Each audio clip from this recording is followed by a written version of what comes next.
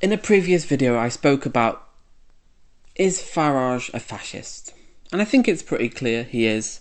He's very good at hiding it, and that's a, key component to fascism today. Fascism isn't what it was 100 years ago. It's evolved, it's more sophisticated, and the language around prejudice is very complicated and nuanced. You can't be racist in the way you could be not that long ago. And I want to talk about fascism because there's a lot of denial about what Farage is and what he represents. And I think it comes down to miseducation. The concept of fascism is very slippery and complicated. It's not a simple ideology you can just sum up in one sentence. It has a lot of components. A strong leader, a allegiance to that leader. It's about a conformity. You've got to stick with the group. It's about an in-group bias of it's us against them. Often it arrives in economic downturns. Obviously, fascism in the 30s was a result of World War I and the 29 Wall Street crash. And there's that patriarchal view of the man as a kind of cold, steel-like figure. The woman is someone who just stays at home and produces babies. There's a view that you don't think, you just defer to the leader. You don't have to think. It's very anti-intellectual. It doesn't trust the experts. It doesn't trust science. It doesn't like science. There's an irrational... It's basically an irrational emotional bias against intellectuals. It's very opposing of intellectuals and thinking for yourself independently. And people's characterization of fascism is that it's just a simple authoritarian violence. It's, a dictator. It's a one state situation in terms of the government. But that can be the end point. But fascism is a process. Hitler posed as a socialist to appeal to the workers. He couldn't just say what he wanted to do, which was kill 11 million Jews. It doesn't work like that. And the idea that fascism is just like this simple thing, you just state your political beliefs. No, it's a very emotional and almost unconscious reaction to economic stagnation, unemployment, inflation, and it just seeks to divide people between the people who are being a victim of an outsider and the leader who has the solution. And if you deviate from that leader's view, you're part of the problem, you're the enemy. And obviously the UK is in a special place where I don't think fascism can take hold meaningfully, because our most recent historical achievement is fighting fascism.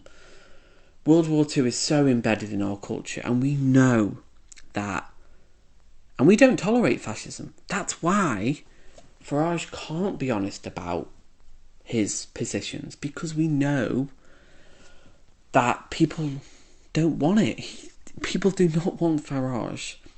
There's a reason why people are having a really visceral reaction to his beliefs. Is because they are disgusting, they are divisive, they are racist, they are xenophobic, they are that desire to agitate and blame, scapegoat, play a victim. He is the biggest victim. There's a reason why he goes out in public. He says, I'm one of the few politicians that goes out in public. I don't have security. Why is that? because he wants to be attacked.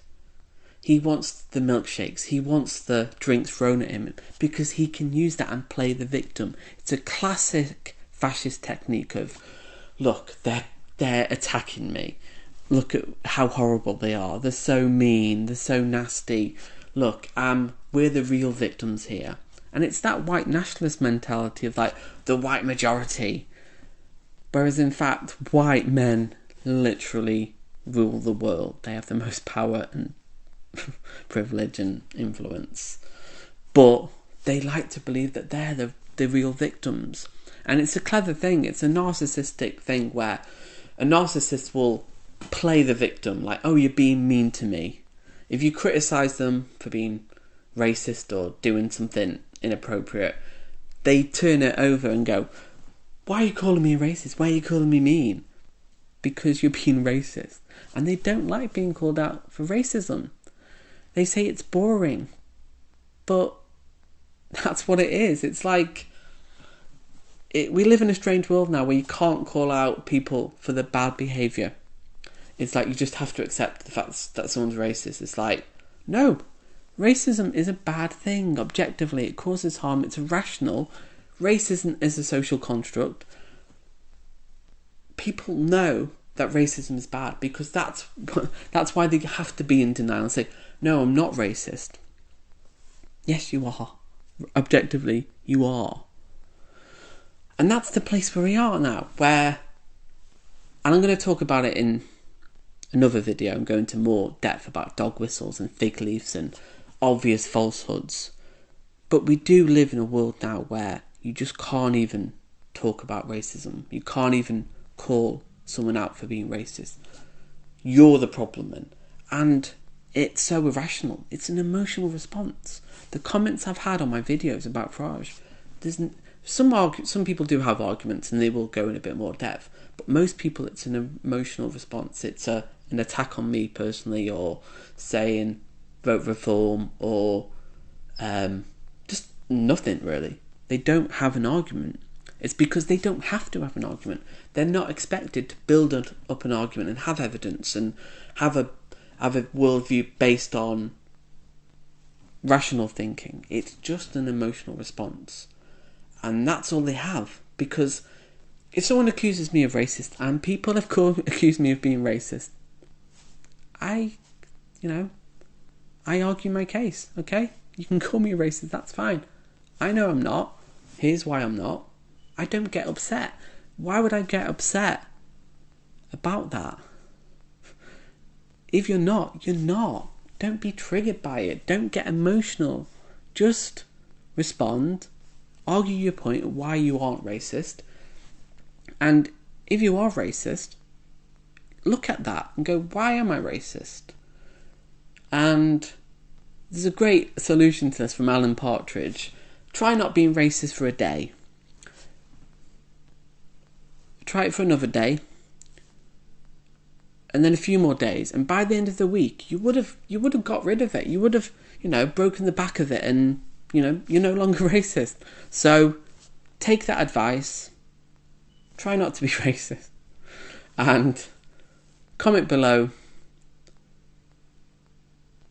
why are people so in denial about their own beliefs and what fascism is and what it means? Because we know fascism is bad. And we know that you can't just say I'm a fascist now. It's all dog whistles, it's all coded language, it's all fig leaves and irrational responses.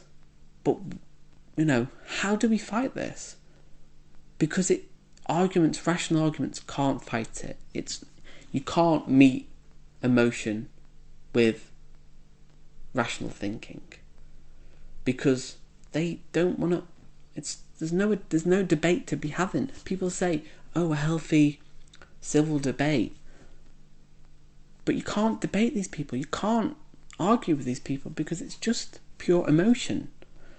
And I kind of don't know where to go with that. I really don't. So comment below, how do you respond to emotional, irrational feels over facts? And I'll see you in the next video.